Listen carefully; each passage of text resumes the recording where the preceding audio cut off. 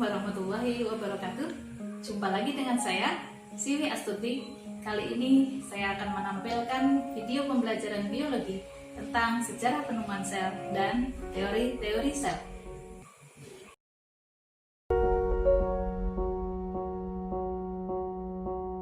Sel pertama kali ditemukan oleh seorang ilmuwan dari Inggris bernama Robert Hooke tahun 1665. Saat itu, Hooke mengamati sel gabus dari dinding sel tumbuhan yang sudah mati dengan menggunakan mikroskop sederhana. Ia melihat adanya ruangan kecil kosong, kemudian menamakannya dengan sel. Bahasa Latinnya cellula, yang berarti kamar kecil.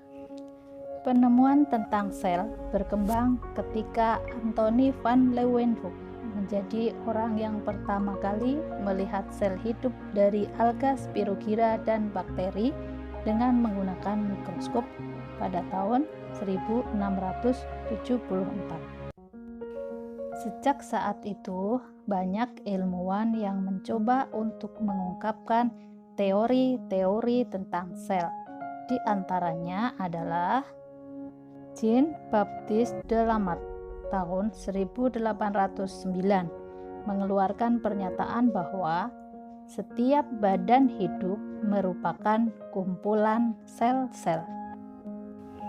Rudolf Christian Treviranus menyatakan bahwa individu merupakan kesatuan dari sel-sel. Henri Dutroux, seorang dokter ahli botani dan fisiologi Prancis, menyatakan bahwa sel merupakan elemen fundamental dari organisme. Félix Dujardin tahun 1835 menyatakan bahwa bagian terpenting dari sel hidup adalah cairan yang selalu terdapat di dalam sel hidup. Theodore Schumann, ahli anatomi hewan, dan Matthias Jacobs Claden, ahli anatomi tumbuhan, tahun 1838 berpendapat bahwa sel merupakan unit dasar kehidupan dan setiap makhluk hidup tersusun dari sel.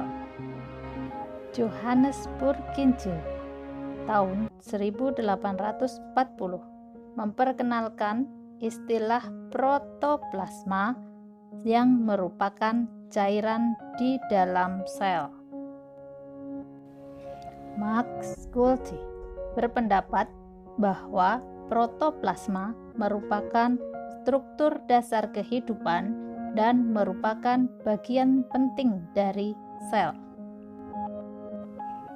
Rudolf Ludwig Karl Virchow tahun 1858 menyatakan bahwa sel berasal dari sel sebelumnya, omnicellula icellula. Robert Brown menemukan nukleus atau inti sel pada sel tanaman anggrek. Ia berpendapat bahwa nukleus memiliki arti penting bagi sel karena mengatur segala aktivitas di dalam sel. Claude Bernard menyatakan bahwa inti sel merupakan struktur terpenting dari sel yang mengatur seluruh pekerjaan sel. Berdasarkan hasil penemuan-penemuan para ilmuwan tersebut, dapat disimpulkan hal-hal sebagai berikut. Semua makhluk hidup terdiri atas sel-sel. Sel merupakan unit struktural terkecil makhluk hidup yang menjadi komponen dasar penyusun tubuh makhluk hidup. Sel merupakan unit fungsional karena sel melakukan suatu fungsi kehidupan. Semua sel berasal dari sel sebelumnya.